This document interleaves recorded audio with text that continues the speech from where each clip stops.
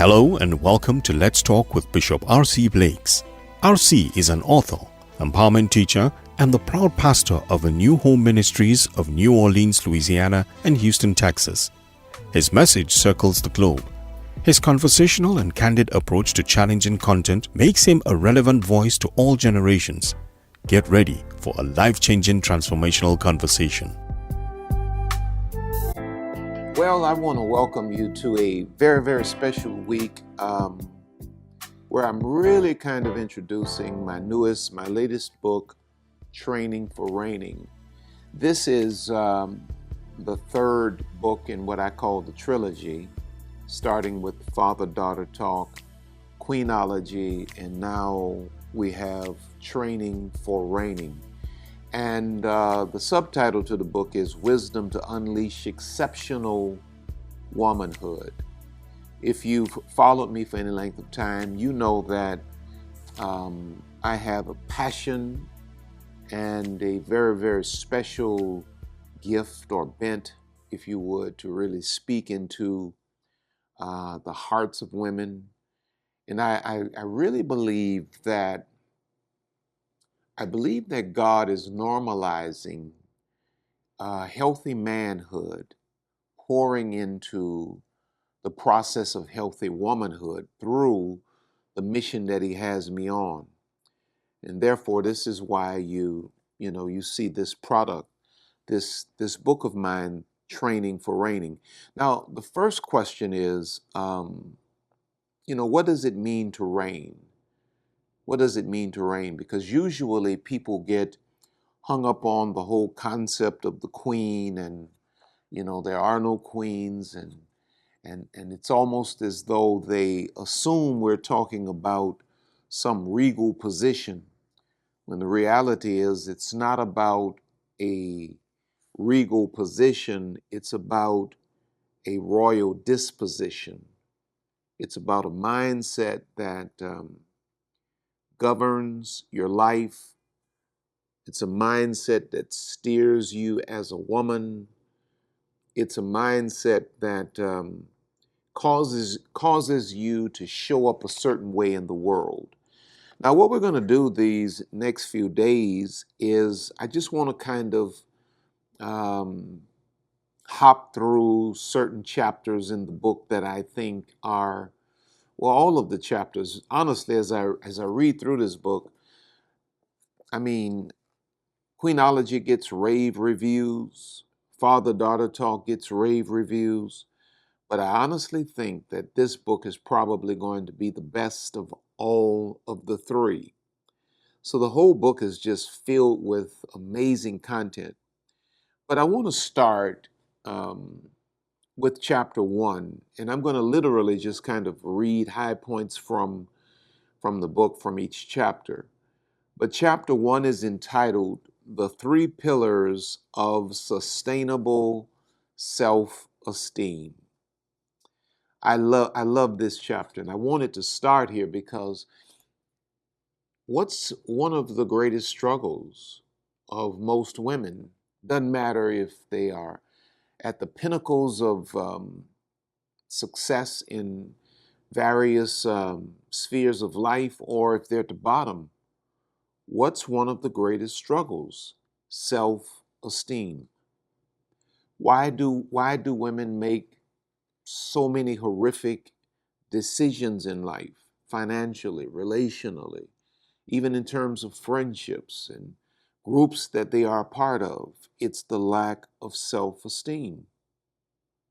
You see, the woman must go from what we call in the queenology movement, the woman must go from female slave conditioning, which is what a conditioning that the world brings the woman through to convince her that she's not everything the Creator designed her to be. She has to go from the female slave conditioning, recognizing that, purging her soul of that, to what we call queen consciousness, where she finally awakens and she accepts that she is what the Creator designed her to be, and she is more than the world told her she was. In fact, she actually is what the world told her she wasn't. But then ultimately, the woman has to go to a point of reigning. And that's a point of what? A queen being. You know, I was just thinking about this even today, actually. Um, One of the greatest evidences of a woman who is still struggling with broken consciousness is that she lives in this state of, a human doing and never relaxes into a human being. When a woman finally arrives at the place where she accepts her, you know, her role as a queen in the world, as the creator designed, she realizes she doesn't have to perform. She doesn't have to do all of this to win your approval or their approval. And she just relaxes into a queen being. Now, a woman that is reigning doesn't just talk differently, but she moves differently. I hear a lot of women that talk, I'm a boss and I'm this and I'm that and I'm a queen and you know, and it boils down to a lot of bravado. But when a woman really has sustainable self-esteem, she actually begins to move differently. Now, if you the Bible says in James 1 and 8, well, actually John chapter 4, verses 16 through 19, says, Jesus saith unto her, go call thy husband. And this is a record of the woman that Jesus met at the well. It says, go call thy husband and come hither, come back. The woman answered and said, I have no husband. Jesus said unto her, thou hast well said, I have no husband, for thou hast had 5 husbands. And he whom thou now hast is not thy husband. In that sayest thou truly. The woman saith unto him, Sir, I perceive that thou art a prophet. Now, in these verses, we see the woman coming to Jesus as a typical slave-conditioned woman, a woman that has been broken, managed, and molded by toxic culture. But when she meets Jesus and has what I call a healing conversation, she steps into a new revelation of herself. You see, Jesus, in that conversation, Jesus made her realize that she was more than her mistakes, that she was more than the labels of toxic men. When she left her water pot, if you read the whole story, when she dropped her water pot, it was symbolic of her shedding her old identity and broken consciousness. Her mind had been renewed. She had awakened. And then the story continues in John 4:28 through 30, where it says, the woman then left her water pot and went away into the city and said to the men, this is after she had this healing conversation with Jesus. She dropped her water pot and she went away into the city and said to the men, to the who? The men, come see a man which told me all things that ever I did. Is not this the Christ? Now, that's symbolic because when you read the whole story, you'll discover that the woman's issue, as Jesus revealed, was with men. She had had 5 different men. One she was with presently wasn't her husband, so she had a real struggle with men. That was the downfall of her self-esteem. But when she got through having that healing conversation with Jesus, the Bible says she went her way and she went into the city and she confronted, or she told the men. And here's the interesting thing. The men followed her. So the woman stepped into the realm of reigning. She stepped into the realm of reigning, and the evidence of her reigning is that she moved differently and she got different results. Come on now.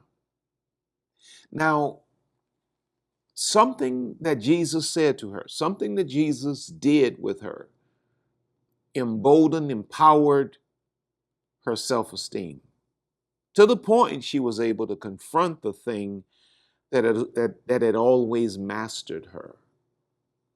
Now, when we think about self-esteem, self-esteem is the personal capacity to do a few things. In the book, I outline certain of them. In letter A, it is the capacity to keep yourself encouraged in a crisis. A queen must always take full responsibility for her own attitude at every circumstantial altitude.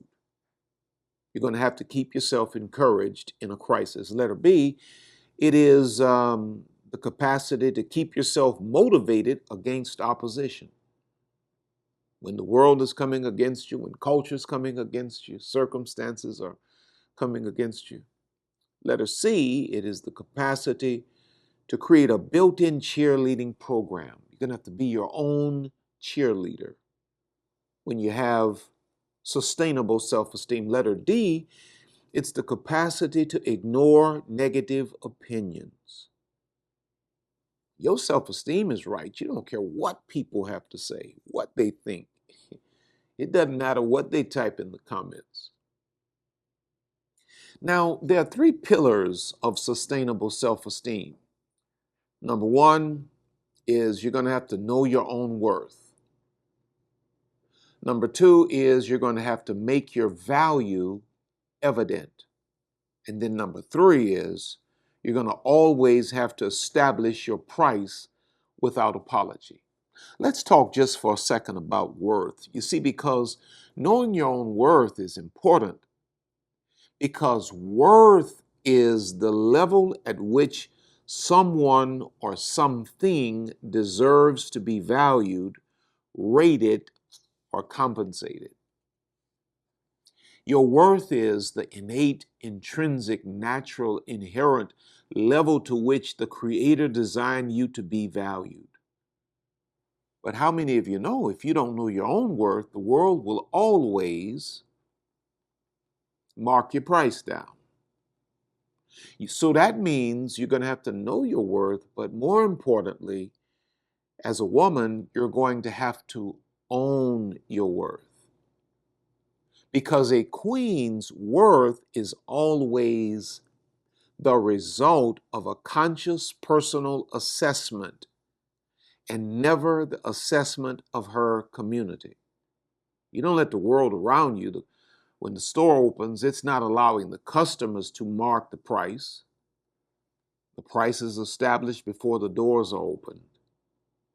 Your worth is established by your Creator.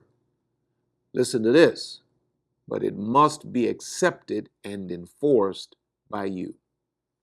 There's some stores you go in, if you start trying to haggle, they'll tell you, please have a wonderful day. Because your worth has to be enforced by you. Now, how does the queen reinforce her worth in toxic environments? Letter A, meditation. Meditation. Meditation is the spiritual process of eliminating lies and firmly renewing the soul with truth. Meditation is a queen's means of living from her spirit as opposed to the toxic societal messages of inferiority and powerlessness. How does a queen reinforce her worth? Letter B, recalibrate your goals. It is impossible to cement a higher concept of worth when your goals are beneath that standard. Our personal goals always impact our minds in terms of what we believe about ourselves. Letter C, corrected self-talk. You can't talk yourself down and live up. You can't have a negative conversation going on in your head, and then perform well in the boardroom. I can't tell myself, R.C. Blakes, you're a bum, and then step on the stage and perform like a king. You can't have a losing conversation in the mirror and then show up in the marketplace as a winner. You got to correct your self-talk. Letter D, intentionally scrutinize propositions for worthiness. Everything that comes to you does not deserve an audience. Queen, conscious woman, is not going to allow anyone or proposition to remove her from her mission. She must always scrutinize every proposition. So number one is your worth. You're gonna have to know your own worth rather. So 3 pillars of sustainable self-esteem: know your worth. Number 2 is make your value evident. Now, value is the importance, or should I say the importance, worth, or usefulness of something. That is the value of it. The importance, worth, or usefulness of something. The value of a thing determines the price it may demand. Now, a queen, or as a queen, your value must be projected. In other words, value must be revealed. There's nothing more frustrating than hidden value. When God has blessed you, do not be timid about your value or your worth. Now, queens tend to cover up their value for a few reasons. Shyness, timidity. These things will always neutralize the projection of the woman's value. Fear of being ridiculed or rejected affects the projection of your value. Toxic conditioning never fails to dim the woman's light. Now, how does a healthy queen conscious woman project her value?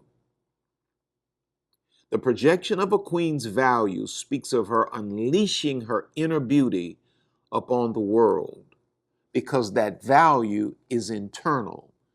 It must be projected. Now, there are stages of value. Letter A is competence.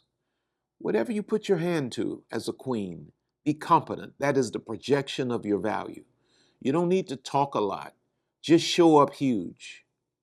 Just know what you're doing. Be the best at it. Or should I say, watch this, be your very best at it. Competence is the projection of your value. Letter B, problem solving. That's how you project your value.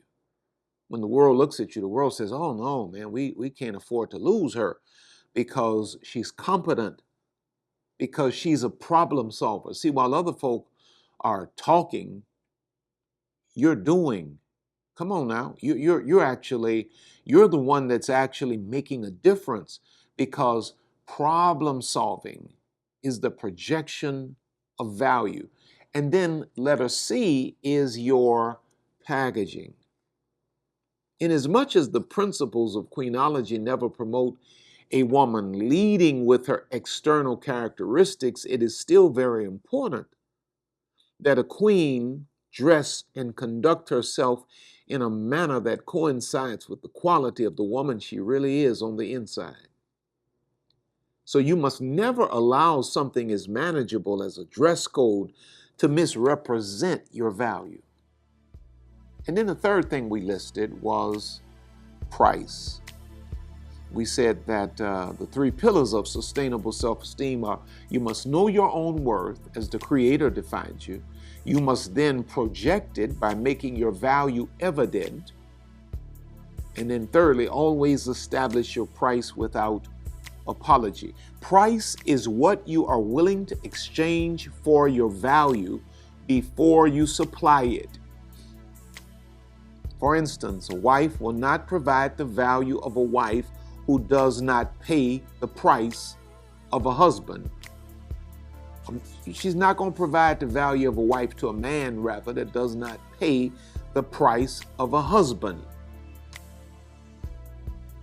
Because your price has to be non-negotiable. Queens never deliver value without price.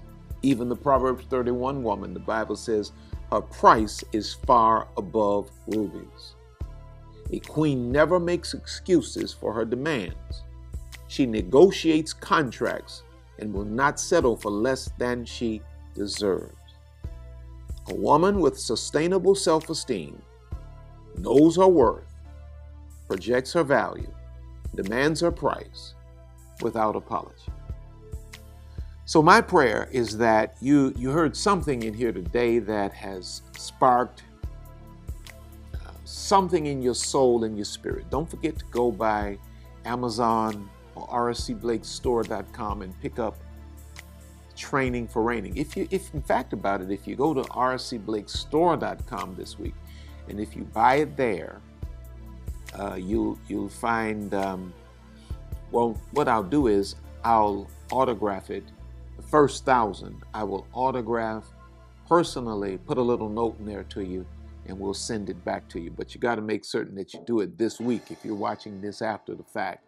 I can't promise that I'll be able to keep that commitment. But thank you for tuning in today.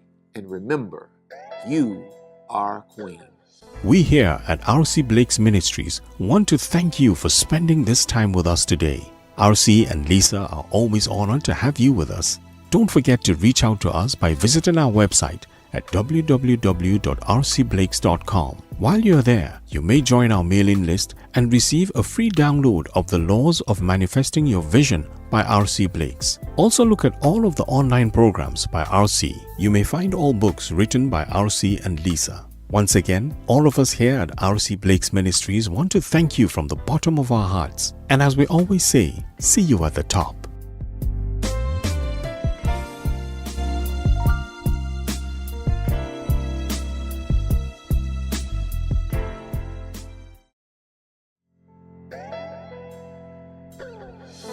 Have you ever wondered what it'll be like to be mentored and taught by RC and Lisa? To be a part of an exclusive group with opportunities to ask questions to RC directly? There is a program called MORDECAI Mission. It may be the opportunity you're looking for. MORDECAI is a 12-week program conducted on Zoom by RC and Lisa. The program is named MORDECAI because it was Mordecai who mentored Esther into her reign as queen. RC has been called the King of Queens. His passion for empowering women is like that of Mordecai. The program is for women seeking spiritual and emotional healing as well as a sense of purpose and a return to self-love. It's biblically based and spiritually empowered. It is roughly an hour of teaching done by RC. It then moves into Q&A. The program is based on 3 pillars. 1. Inner healing. 2. Self-discovery. And 3. Self-development. The program runs for 12 weeks straight. Meetings are at the same time every weekend. The meetings are about 90 minutes to 2 hours. To be a part of the next group, go to www.rcblakes.com and register. Seats are limited. Pray about it, and if you feel a witness in your heart, don't procrastinate. Go ahead and register.